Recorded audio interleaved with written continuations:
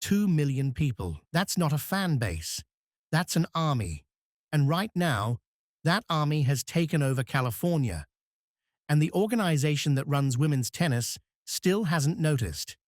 By the end of this video, you'll understand exactly why the WTA is sitting on the most explosive marketing opportunity in women's sports history and doing absolutely nothing with it. Her name is Alex Eala, 20 years old, ranked 31st in the world. No WTA 1000 title, no Grand Slam trophy. And yet, Martina Navratilova says she needs protecting. Rafael Nadal publicly defended her. Kim Clijsters compared her to Michael Jordan. A top 4 player stopped mid-press conference to thank her for bringing new fans to the sport. The 31st ranked player in the world. Let that sit for a second, because here's where it starts getting interesting. January 19th, Australian Open. The WTA schedules Eala on Court 6. Court 6 holds roughly 1,000 people. What showed up was something no one had a plan for. The queue of Filipino fans stretched back toward Rod Laver Arena before a single ball was struck. Hundreds turned away at the gates, hundreds more watching on outdoor screens, every seat inside taken, every ledge packed. Philippine flags covering the stands in every direction. The noise got so loud, the umpire had to keep calling for quiet mid-rally. Eala's opponent that day, Alicia Parks, ranked 99, admitted afterward the atmosphere rattled her. She had to keep reminding herself to stay in the zone. Parks won the match, but Court 6 had already lost the plot. A prominent coach said it publicly. The organizers should have seen this coming days earlier. Eala was being mobbed at practice sessions before the tournament even started. That was a visible signal. They put her on a court built for 1,000 people anyway. Okay, one mistake. Organizations make mistakes. But then came Dubai. Through the second and third rounds, the WTA had figured something out, almost by accident. They scheduled Eala as the last match of the night on center court. Filipino fans arrived early, filled the stadium, watched every match before hers. Other players benefited. The tournament benefited. Everyone won. Simple, effective, working perfectly. So naturally, the WTA changed it. Quarterfinals, Eala versus Gauff.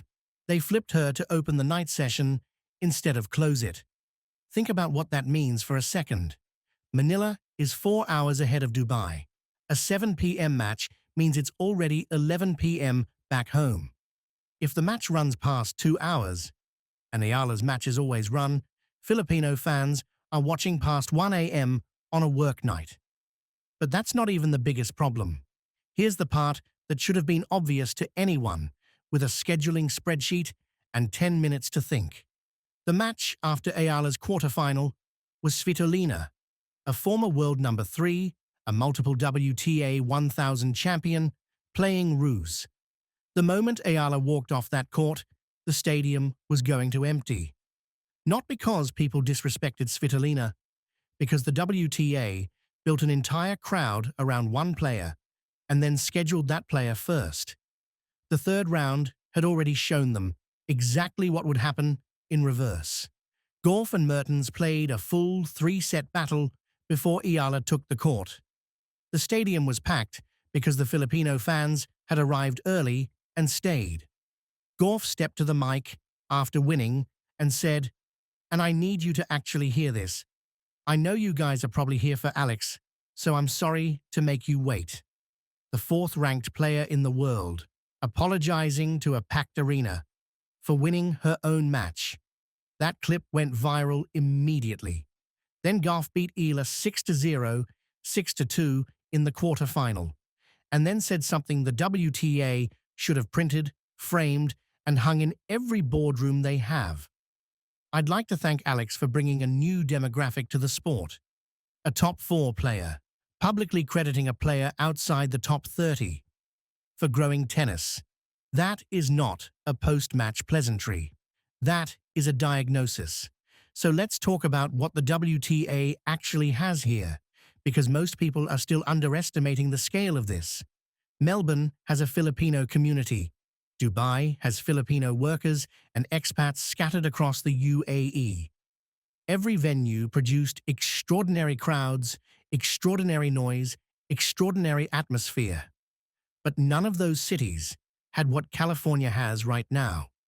California is home to nearly 2 million Filipinos, the largest Filipino community in the entire United States. This isn't a fan base flying in from Manila. This is a cultural occupation of a tennis tournament. Within driving distance, already here, already organized, already loud. John Eisner said it directly. A lot of people have severely miscalculated how large the Filipino market actually is. Sam Querrey went further.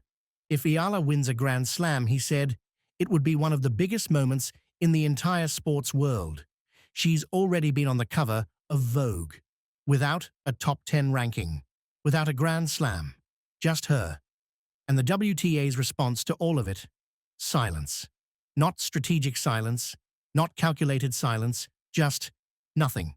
No proactive scheduling, no marketing push, no acknowledgement that they have been handed something no marketing budget on earth could manufacture.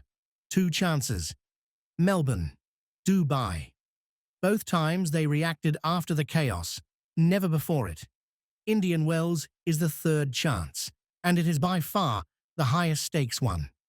Eala walked in as a seeded player for the first time in her career. Ranked 31. First round bye already secured. 2 million Filipinos already within driving distance.